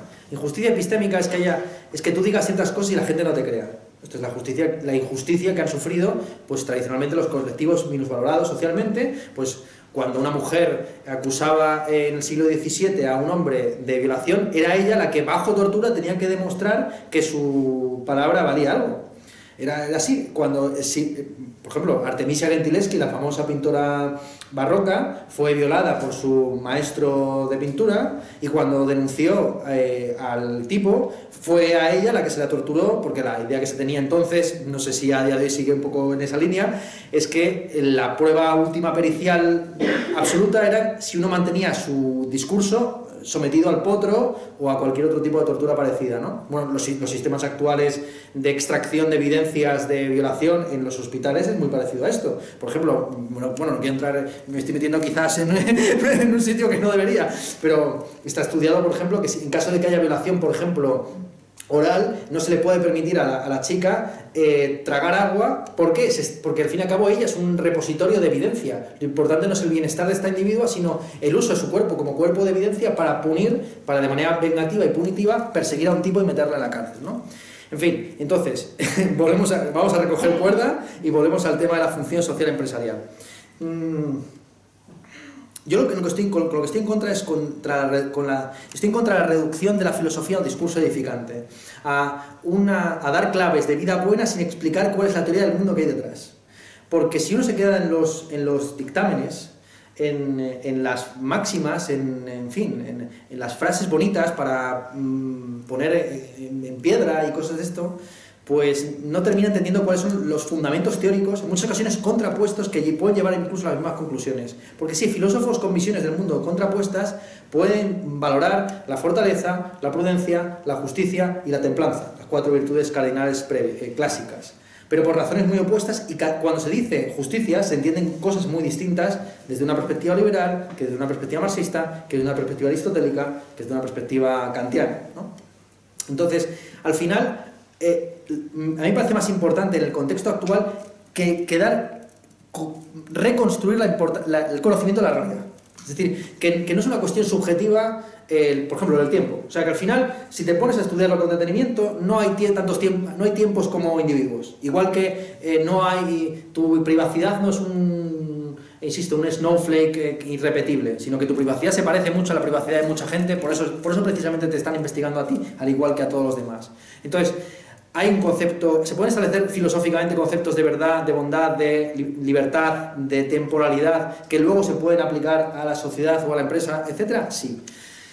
¿Qué pasa? Que esto no es una cuestión de un día. La filosofía es algo que ya está implícito en el propio ejercicio del empresario, del trabajador o lo que sea.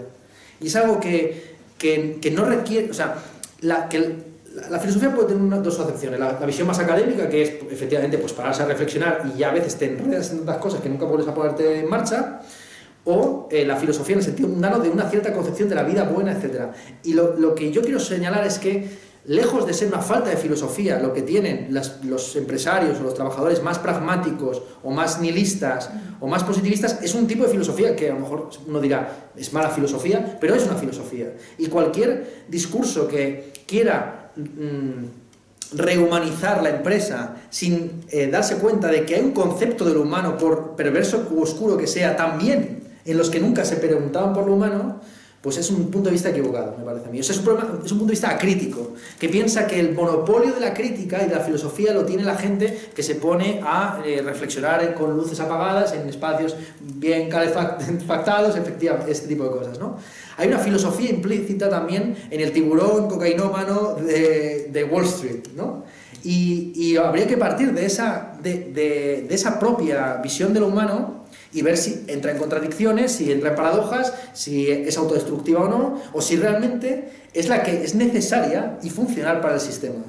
Y que todo lo demás es simplemente como un envoltorio, el envoltorio del huevo Kinder, ¿no? El envoltorio del huevo Kinder es un embalaje en el que los lobos se visten de corderos, ¿no? Entonces, pues sí, una empresa muy eco-friendly y con una ética deontológica cojonudísima y con frases de Kant tatuadas o puestas en mármol, etcétera, pero en el fondo es lo mismo de siempre, la búsqueda del beneficio. Y para mí el asunto central es ese, que frente a la importancia concedida a la ética como única rama de la filosofía aparentemente importante en todos los planos, yo reivindico la política y la economía. Un ejemplo muy concreto. Adela Cortina es una filósofa de Valencia que se ha hecho célebre con un libro que se llama Aporofobia, en el que teoriza sobre una nueva fobia que existiría, que sería la fobia a los pobres, ¿no? Entonces, la crítica suya es que la sociedad pues, debería revisar sus prejuicios acerca de los pobres, pues porque muchos de ellos son sesgos que no se confirman y pues hay pobres muy bien educados y algunos que no huelen mal y cosas de este tipo.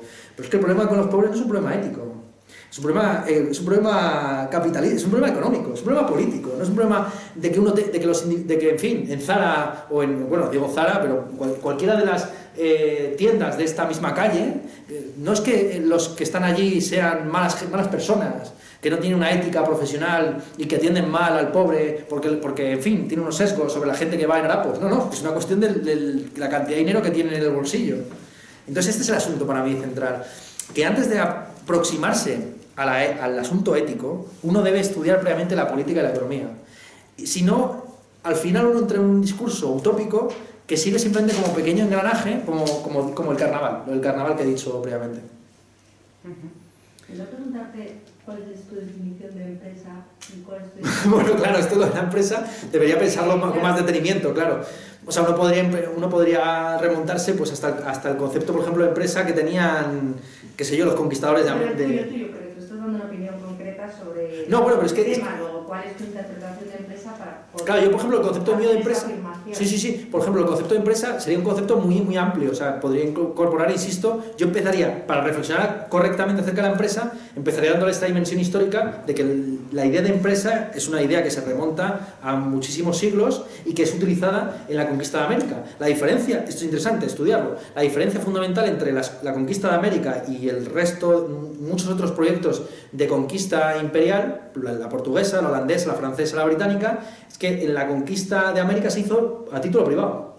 Se le daba a un cacique o a un jefe de soldados, a un militar, permiso para ir en nombre de la monarquía hispánica o de Carlos V, de Felipe II, a tomar Guatemala, México, Perú, lo que fuera, ¿no?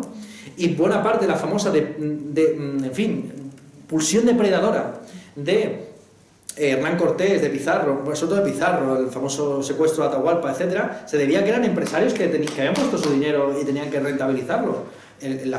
Es de una manera célebre. Pizarro secuestra a Atahualpa y pide para devolverlo una sala llena de oro hasta el techo. Los incas le dan esa sala de oro hasta el techo y él no devuelve al rey, al emperador. Hay una ética, esto es un tema, es que la ética empresarial está inevitablemente en cualquier tipo de organización, por mínima que sea. Incluso hay una ética, por supuesto, de una banda de ladrones, porque en la banda de ladrones no se pueden robar dentro de los unos a los otros. Entonces, mi concepto de empresa es un concepto muy amplio, pero bueno, el concepto más básico es, en el contexto capitalista actual, un proyecto colectivo cuya función principal, encubierta en muchas ocasiones por discursos perfectamente nobles, es revalorizar el capital. Que si inviertes 1.000, pues allá 1.005 dentro de un mes o un año. ¿Encuentra teorías como Charles Handy que consideran que la empresa es el conjunto de acciones que haces para cumplir un propósito determinado? Sí. Que generan una consecuencia que es ganar dinero, y esa teoría es la que luego cogen otra serie de economistas para definir la empresa y para construir lo que hoy es una empresa social, por ejemplo. Sí, o sea, esa teoría está bien, pero de nuevo, muchas de esas empresas sociales para mantenerse van a necesitar al final del medio de intercambio privilegiado que es el dinero. Bueno, pero todos nosotros necesitamos dinero para sobrevivir. Efectivamente. Te da igual lo mejor que se forme una empresa o te pongas en la calle a... Sí. Por eso no, el concepto que has expuesto de empresa es un concepto muy amplio que luego requeriría, evidentemente, esta concreción más específica e institucional, pero que es perfectamente válido, sí. Vamos, nunca, no me he puesto a pensarlo. Ahí tendría que reclamar esta lentitud y que me voy a agarrar ahora sí a aprovechar, ¿no? No, déjenme, ya vuelvo dentro de un mes y... Oye, una pregunta. Te iba a hablar mucho, te voy a mencionar mucho la palabra capitalista, ¿vale? El capitalismo. Y yo últimamente estoy pensando mucho en la palabra Estado. Sí. No, es una función... Como una empresa. Sí. Entonces, siempre como que tenemos la tendencia a pensar como en las empresas como entes depredadores, ¿sabes? Porque el de capitalismo, porque las empresas, porque mira... Y a mí casi me da más miedo el Estado. No, de hecho la visión tradicional... Sí. Como un ente también, pues llamarlo de alguna manera, si no me sale la palabra ahora, porque es todavía peor. Porque lo que hace es extraer la riqueza o el capital que tienen las personas por un supuesto bien común, que luego muchas veces el bien común es un poco de risa. Sí. Sí. Entonces, a mí me resulta curioso porque siempre es como el capitalismo, no sé qué, pero es que a mí te juro que me da más miedo los estados. O sea, como... Por esto que te quiero decir, ¿sabes? Y esto es como que muchas veces me choca mucho con este discurso del capitalismo, pero joder, los estados, ¿sabes? Sí, la teoría de Marx es que en el origen del capitalismo no está el libre mercado, está la expropiación vía Estado de los bienes comunales. Es decir, Claro. hay un bosque que era propiedad un poco del pueblo. Justo, es que ayer estaba viendo una conferencia por la noche de Félix Rodrigo Mora, que igual tú sabes quién es. Sí. Justo hablaba de la Alta Edad Media y de los, ¿sabes? De todo Eso esto. es, los enclosures, Y de efectivamente. cómo al final el Estado, en aquella época eran los reyes, ¿sabes? A la gente, ¿sabes? Les quitaban todos los bienes que tenían vía impuestos, que es un poco como se sigue haciendo ahora. No, sí, lo más acojonante es que en el presente se considera puntero repetir lo que hicieron los soviéticos hace 70 años. Es decir, Elon Musk va a poner individuos en órbita como hicieron los soviéticos en los años 50-60, ¿no? Y lo interesante del Estado es que en muchas ocasiones lleva a cabo ciertos experimentos sociales que luego el mercado también incorpora como propios, ¿no? Efectivamente. Y la teoría clásica de Marx no consideraba que el Estado fuera un actor benéfico que promueve el bien común, sino que es un elemento central. Claro. Y que no es posible, precisamente, frente al discurso, el liberalismo...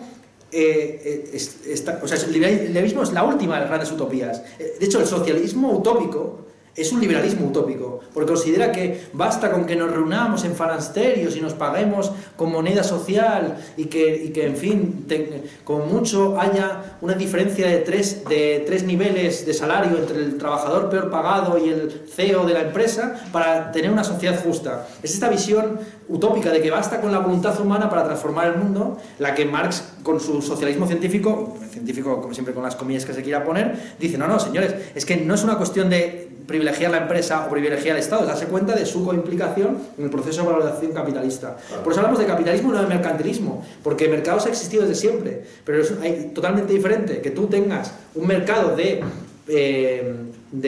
productos excesivos, del surplus, donde tú tienes una cosecha de patatas y te sobran 30 y vas al mercado para comprarte una oveja. Es distinto el intercambio de iguales con el uso de un determinado bien para facilitar los intercambios que la inversión de un capital para su revalorización a través de un proceso productivo. Es totalmente distinto. En un caso, el objetivo es obtener una mercancía o un bien, en el otro caso, el objetivo es revalorizar el capital, sacar más beneficio económico puro. Sí, claro. Y ahí la función del Estado, no es posible un mercado internacional sin un Estado internacional. Porque, claro, de repente tienes una empresa que es una empresa de bananas o de café en Sudamérica con titularidad estadounidense. El Estado la quiere expropiar. ¿Quién ¿qué tribunal juzga la posibilidad de expropiar ese bien? Un tribunal estadounidense, un tribunal de Nicaragua, todo el imperialismo, o sea, todos los imperios. Si fuera tan fácil desarrollar una red de economía global sin necesidad de mandar los ejércitos, ya lo hubieran hecho. ¿Tú crees que a Estados Unidos le viene bien tener que gastarse la millonada que se gasta en defender su red comercial, como lo hicieron previamente los británicos o como lo hicieron los españoles? Es que se planteó en la propia colonización y evangelización de América. ¿Es posible llevar la cruz sin llevar la espada? ¿Es posible que se metan en territorio azteca o inca unos franciscanos y unos dominicos a predicar la buena nueva sin el apoyo de los tercios españoles? Pues no es posible. Porque solamente con la garantía política de que va a haber ese mercado, incluso de ideas, puede mantenerse esa libertad. La libertad al final tiene que estar en un marco no libre determinado por el Estado. Efectivamente, que es el que pone las leyes de lo que se puede hacer, de lo que no se puede hacer y hasta dónde se puede llegar y quién va a juzgar en caso de que haya encontronazos. Claro, sí, porque yo puedo decidir no meter mi dinero en el Banco de Santander. Efectivamente. Pero no puedo decidir no pagar impuestos. Eso es. Porque mañana me llaman a la puerta y eso es. El cartero me da una tarjeta sorpresa. Pero es que iba a entrar en el diálogo y no debería. No lo voy a hacer. Pero que lo hagas, Mariano. No, porque quiero decir, no todo se puede regir a través del capitalismo. O sea, hay muchas cosas que hay mucha gente que es vulnerable y a la que no se puede regir a través del capitalismo. Y para eso necesitamos un Estado que para mi Estado, o sea, en este último año además, que he estado mucho en contacto con la administración pública, para mi Estado ahora tiene una visión muy diferente de antes. Ahora para mí el Estado tiene mucho más que ver con el tema político y con el mandato político. Y el mandato político está íntimamente relacionado con el capitalismo. Porque los intereses de la política no son los sociales. Y no son el estado de bienestar y no es el estado, o sea, no tienen nada que ver con eso. O sea, el asunto político lo que tiene que ver es con la permanencia en el puesto, la permanencia de las ideas y luego hay un montón de gente, una gran masa de trabajadores del Estado que están cambiando 4 años para acá, 4 años para allá, ¿sabes? Con regulaciones. O sea, que es que así es. Al final no se puede hacer nada. Es que por eso creo que además el Estado es una empresa, precisamente porque tiene, o sea, más trabajadores que cualquier gran empresa. Sí, pero o sea, yo lo que te puedo decir es, o sea, el grado de queme y de burnout que tienen las personas funcionarias es increíble, por la falta de propósito que tienen, porque cada X tiempo les cambian todo, y hay de repente gente que estaba dedicando a algo muy concreto, muy tal, y se les cambian o sea, les cambian la visión y no sé qué, o sea, van hacia una dirección, lo tienen que ir hacia la otra, o sea, es una Justamente Mark Fisher en Realismo Capitalista, él había sido discípulo de Nick Land, contra la visión de Nick Land de que podría haber un capitalismo puramente desterritorializador que desmantelará la burocracia, que acabará con el estado de bienestar. Lo que estudió muy bien Mark Fisher es cómo en los años 2000 surgió lo que él llamaba el estalinismo de mercado. Lo característico del estalinismo, aparte del culto a la personalidad autoritaria, los campos de concentración, etc., era la supeditación de la economía a los motivos propagandísticos. Por ejemplo, en uno de los proyectos ingenieriles así más potentes de Stalin era abrir no sé qué canal que conectaba 2 ríos o 2 lagos, pero el objetivo era terminarlo antes de determinado año para que entrara dentro de un cierto plan quinquenal y para que se pudiera mostrar al capitalismo, al mundo libre, como un logro más del socialismo, ¿no? Entonces, en lugar de hacerse bien y hacer un canal que fuera transitable, se hacía un canal cutre, mal, que sirviera con fines propagandísticos, donde lo único que circulaba en una dirección y otra eran barcos a los que se subían escritores pro-bolcheviques para luego contar las loas del canal, ¿no? Entonces, lo característico de buena parte del capitalismo, del capitalismo aplicado incluso también a la función pública, es crear apariencias de que se está haciendo cosas. O sea, que es todo el tema de las auditorías, de la autoevaluación. Yo soy profesor en la universidad pública. No ha sucedido tanto en este país como en el mundo anglosajón, ¿no? Pero en el mundo anglosajón es muy habitual que el profesor no sepa nada. Las bromas que hay en Los Simpsons sobre el profesor que pierde el libro de ejercicios y ya no sabe explicar nada, es que es real. Allí son simplemente como máquinas expendedoras de títulos que tienen como objetivo tener a los chavales tranquilos y controlados ahí en el aula, haciendo que hagan ejercicios absurdos que se pueden cortar y pegar de internet y autoevaluándose constantemente. Por eso le llama estalinismo mercado. Es más importante la imagen que da el profesor de su trabajo que haga el trabajo. Es más importante tener, o sea, para mí, por ejemplo, es más importante este papelito, realmente, esto es más importante que cualquier cosa que haya podido decir, y solo por aquí porque hay una firma. Ya está, este es el asunto. Nadie se va a meter a si yo hablo bien o mal, si doy bien mis clases o si mis charlas son interesantes o no. Lo importante es la firma y el documento, ¿no? El estalinismo mercado del que hablaba. Entonces, el Estado no es un enemigo del mercado, es la condición de posibilidad de que haya el mercado porque cubre muchos aspectos que el mercado no puede cubrir. Y luego hay otro elemento paraestatal, que son todo lo que las feministas llaman la economía de cuidados. Porque efectivamente, un trabajador no puede estar trabajando 8 horas si no tiene en su domicilio otra persona, sea una persona contratada o sea una mujer que trabaja sin estar empleada, que hace todo el elemento del trabajo reproductivo. Efectivamente, que cocina, que limpia, que le da una serie de cariños que le permiten a ese trabajador levantarse y volver a afrontar cada día su jornada de 8 o 10 horas. El problema con la destrucción de la familia tradicional y la entrada de la mujer en el mercado laboral es que los cuidados ahora han quedado. ¿Quién se encarga de ellos? Se encarga, claro, por todos los problemas de las enfermedades mentales, de la falta de sentido en la vida, del burnout y todo esto, se debe a que había todo un elemento, todo un campo de trabajo de los cuidados que ha quedado ahora descuidado. Yo quería hacer pues la última pregunta. una reflexión. Pregunta, no sé si alguien quiere conectar con este tema, porque iba a remitir un poco al origen de la charla sobre los cuidados y todo esto, que tiene que ver un poco con todo esto que hemos estado hablando, ¿no? Hablábamos de la aceleración, ¿no? Y de cómo la aceleración está conectada también un poco con valores del capitalismo, como la maximización de los recursos o del beneficio, ¿no? Y hablábamos del tiempo, ¿no?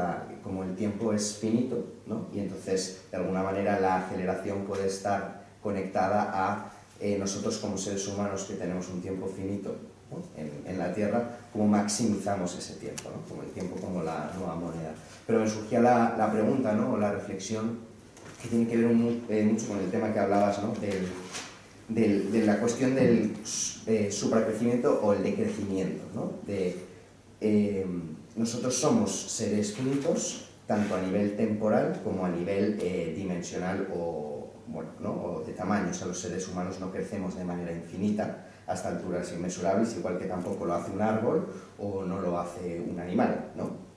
Pero la empresa, por ejemplo, como concepto, no tiene un fin. O sea, se funda en un momento y hay empresas que mueren, pero no se sabe cuándo se va a morir. Las personas, más o menos, sabes que pueden morir en un rango de pues desde que nacen hasta 90 años en el tiempo actual, etcétera, ¿no?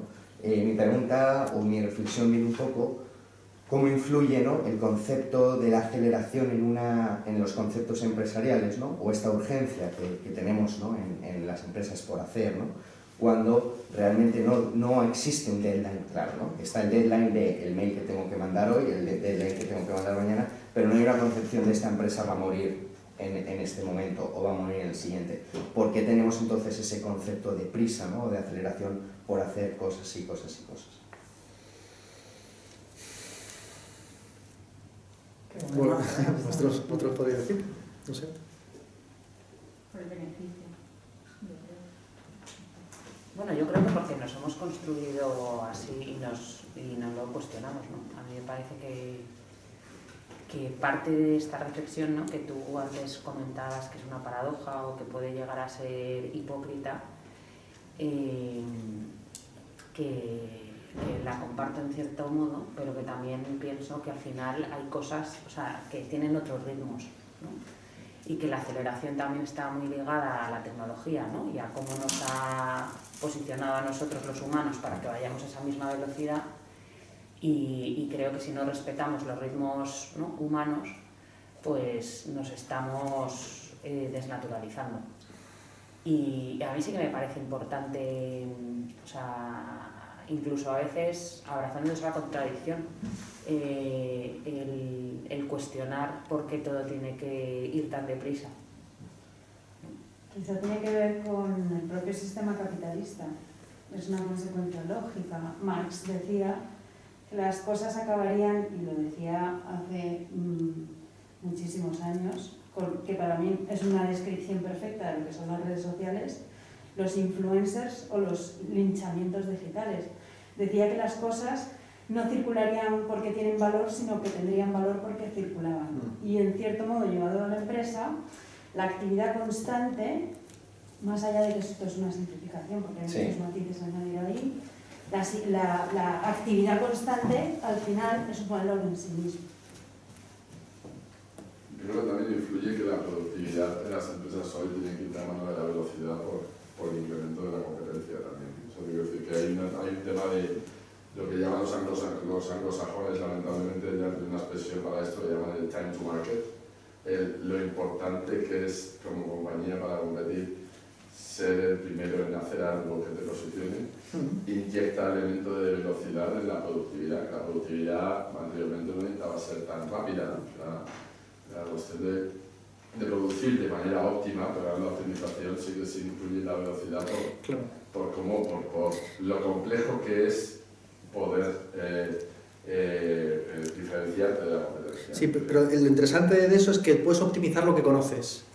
Y por ese motivo es muy difícil que se internalice en una sociedad de mercado la importancia de la investigación, porque tú estás investigando para conocer lo desconocido, entonces tampoco puedes calcular cuánto te va a llevar lo desconocido. Tú puedes invertir millones y millones en intentar descubrir la cura contra el cáncer o contra el COVID y que de repente la descubra un tipo por azar porque dejó una probeta en un cuarto de baño con una inversión de €1, ¿no?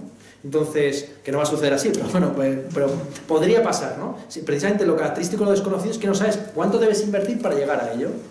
Entonces, algo que estudian muy bien este tipo de autores, Mark Fisher, etcétera, es que justamente cuando se valora la optimización, lo que hay no es la búsqueda de lo desconocido, de lo nuevo radicalmente, sino de lo infinitesimalmente mejor. Entonces, lo importante ya no es que Twitch nos dé una experiencia radicalmente distinta del streaming, sino que sea marginalmente mejor en el límite que YouTube. Y basta con que se mantenga 1 centímetro por delante, igual que Usain Bolt gana la carrera, esté 1 metro por delante o 1 centímetro, ¿no? Entonces, es justamente cuando se destruye ese ámbito bohemio sin finalidad de las artes, donde bueno, se va invirtiendo dinero para que los poetas tengan sus premios, etcétera, precisamente cuando se destruye y se intenta mercantilizar también eso, la innovación, que presuntamente es muy importante, desaparece y se destruye, ¿no? Y por eso estamos en esta sociedad donde si tú mercantilizas, y con todo, incluido por supuesto la producción de imaginario a través de la televisión y las series y en fin, las películas, lo que tienes al final es Netflix, que es la repetición constante, lejos de la innovación y de la aceleración, la repetición constante de estructuras narrativas que están casi en la poética de Aristóteles. A mí esto me parece un puntazo, porque creo que antes lo has hablado también, ¿no? Cuando decías que nos hemos convertido en el producto. Entonces, cuando uno se mercantiliza ya a sí mismo, ¿no? Y se mete en esa, o sea, asume esa narrativa, pues entonces es muy complicado. O sea, no sé si es muy complicado salir de ella, pero que al final asumes que esa es la lógica de funcionamiento. Y creo que el punto también, ¿no? Es salirse de esa lógica para decir, oye, que es que yo no soy una máquina, soy un ser humano y yo necesito tener otros tiempos. Sí, pero necesito tener otros tiempos, y no solamente como ser humano, sino que también los desafíos, ¿no?, que tiene la humanidad, por ejemplo, como la investigación, o sea, el entender otras cosas que hoy no sabemos, necesitan también de ese tiempo del que no disponemos. Pero hay que hacer una justificación, pero se puede perfectamente redescribir y justificar por razones pragmatistas la falta de pragmatismo. A esto me refiero. Es decir, hay que ser consciente de que el día de asueto o el domingo o el sábado tiene una función para el resto de la semana, claro, y que no hay que desvincular una cosa de la otra, no hay que verlo como hay que verlo como el complemento. Es decir, la mejor defensa del Estado, es decir, el Estado no le roba a las empresas, el Estado crea la condición de posibilidades para que vosotros podáis obtener beneficios y que no haya gente atracando a mano armada en mitad de la castellana, ¿no?, como sucede en otros países donde el Estado ha fracasado y donde el Estado está fallido, ¿no? Entonces, sí, o sea, lo uno y lo contrario. Lo uno y lo contrario, efectivamente. Y una cosa que quería señalar también es cómo esta lógica, la novedad por la novedad misma y del time to market, se ha trasladado a todos los niveles. Por ejemplo, en el campo de las artes, hace mucho tiempo que las artes no se justifican por su belleza, por su sublimidad, por su conexión con lo divino o lo mundano, sino por su novedad. Es decir, cuando aparece en fin, lo de Duchamp, ¿no? Lo hemos dicho. ¿Cuándo es arte meter un urinario en un museo? Pues en el año 1916, porque fue la primera vez que se hizo. Si el que lo hiciera ya en el 17, en el 18 o en el 2021, ya está repitiendo una cosa que ya está amortizada en términos del mercado del arte. Y del mismo modo, los descubrimientos científicos son valiosos por el tiempo en el que se hacen. Es decir, bueno, sí, tú ahora puedes, si quieres, descubrir el teorema de Pitágoras, peor para ti, ¿no? El arte, al igual que la ciencia, se justifica también por el kairos, por el momento oportuno en el que uno publica algo, descubre algo. Si descubrirlo en segundo lugar ya no tiene tanto valor como hacerlo en primer lugar. Y esto, de nuevo, puedes pensar, es algo que se debe al capitalismo, pero tampoco vamos a echarle la culpa al pobre diablo todo, ¿no? O sea, quiero decir que ya Newton y Leibniz, en un contexto precapitalista o en los comienzos del capitalismo, se peleaban por a ver quién había descubierto antes desarrollado antes el cálculo infinitesimal, ¿no? O sea que al final el asunto es ese, que como somos seres finitos, le damos un valor importantísimo a la novedad. El pasado tiene un peso sobre nosotros importante, pero seguimos pensando en la posibilidad de crear algo darle valor a algo que no ha sido producido previamente. Y eso es algo que se podrá decir que es moderno o que no existía en la época de los griegos, pero que no necesariamente está tan vinculado a un proyecto económico concreto como puede ser el capitalista. Es decir, que también en el mundo soviético se valoraba el esfuerzo, el stajanovismo y el desarrollo tecnológico. Pero yo creo que hay una cosa que es importante diferenciar, y es que el arte no es el mercado del arte. Es decir, una cosa es que tú coloques un urinario en 1917 y tengas una propuesta conceptual que modifica los estándares del arte, etcétera, etcétera, amplía los marcos, y otra cosa es que lo hagas después y tenga un valor distinto a precio de mercado porque no es lo mismo, o porque es una copia, o porque ya hay una reproducción, o por lo que sea, ¿no? Porque no es novedad. Pero entonces ahí lo que hay son como dos criterios. Una cosa es lo que es el arte y otra cosa es lo que vale el arte. Yo creo que son dos campos totalmente distintos. El urinario puede seguir presentándose hoy en día en un museo y seguir siendo arte, pero a lo mejor no alcanza un precio de mercado porque le falta novedad o porque le falta algún componente que el mercado del arte es lo que tiene en cuenta, ¿no? Te estás refiriendo a la punta de flecha, o sea, a la vanguardia del arte. No, me estoy refiriendo a que muchas veces cuando hablamos de arte, de qué es arte y qué no es arte, no nos damos cuenta de que estamos hablando de mercado de arte cuando queremos decir arte, o arte cuando queremos decir mercado. Y que son dos ámbitos para mí distintos. O que deberían ser distintos, por lo menos, no confundirse.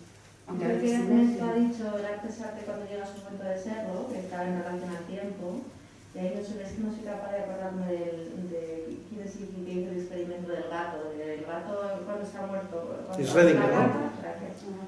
Entonces, yo discrepo, o sea, yo estoy de acuerdo de que el arte es arte, y luego el mercado del arte puede reconocer el arte en un momento determinado y ser retribuido. Y lo mismo ocurre con una empresa que, de hecho, me animaría a deciros que a lo mejor se puede hacer una conversación del mes que viene, por cierto, o sea, que prepárate, sobre la empresa, porque... No voy a salir ya nunca de aquí, no me vais a tratar a esta mesa y me voy a volver loco aquí hablando de... Tienes un patio cojonudo. Claro, sí. Y una natural y todo. La cerveza la ponemos nosotros. Bien, porque yo creo que hemos hecho un reduccionismo de lo que es una empresa, que es como si llama un reduccionismo de lo que es la filosofía. Entonces, la filosofía son muchísimas cosas, al igual que las empresas son muchísimas, hay muchísimos tipos de empresas, y hay empresas que hoy en día no están aceleradas y van a un ritmo que es casi contracíclico. Y tienen su mercado y permiten que la vida siga, o sea, que las personas sigan viviendo de ellas. Lo que pasa es que nosotros estamos fijándonos en un tipo de empresas determinadas. Sí, no. Totalmente. Hemos hecho un acortamiento del mercado empresarial que tampoco, al igual que cuando hablamos de capitalismo, a mí es que los absolutos me parecen que nos hacen un flaco favor. O cuando hablamos de Estado. Estamos hablando del Estado capitalista, Estado. es decir, un Estado que está pensado y mantenido para mantener las estructuras de la oligarquía. Lo pensaba yo con Mariano, cuando te he hecho Mariano lo que has dicho de porque el Estado ya tal, yo hace 1 año y medio estaba en el Estado trabajando durante 2 años y yo he sido trabajadora pública y no me reconozco en casi ninguna de las palabras que has dicho. Entonces, el reduccionismo de cada una de las afirmaciones, me parece que perdemos riqueza en las interpretaciones y en las correcciones. Pero bueno, no te quiero secuestrar, o sea que... Vale. Quería hacer un apunte. Vale, pero tenemos que ir cerrando, chicos. Súper rápido, que me gusta un poco conectando esto y tiene que ver un poco con los diferentes tiempos de las empresas, ¿no? O sea, como estábamos hablando de lo que es novedad, pero ¿no? de llegar en el momento concreto, ¿no? Que tiene mucho que ver con la innovación, el Kairos, y me remitía un poco a entender también cuáles tienen que ser los diferentes tipos de tiempo para una empresa, ¿no? Cuáles tienen que ser los momentos de Kairos, cuáles tienen que ser los momentos de Cronos, ¿no? Que tienen mucho que ver con la exploración y la explotación de las cosas, ¿no? Y que en las empresas constantemente hay que estar ecualizando cuánto exploto y cuánto exploro, y luego también conectándolo un poco con la reflexión, el aión, ¿no? Ese tiempo vital, por cuánto tiempo existimos, ¿no? Y me parece interesante cómo entender la empresa bajo esos 3 prismas diferentes de tiempo. Interesante. Muy bien. Bueno, un aplauso.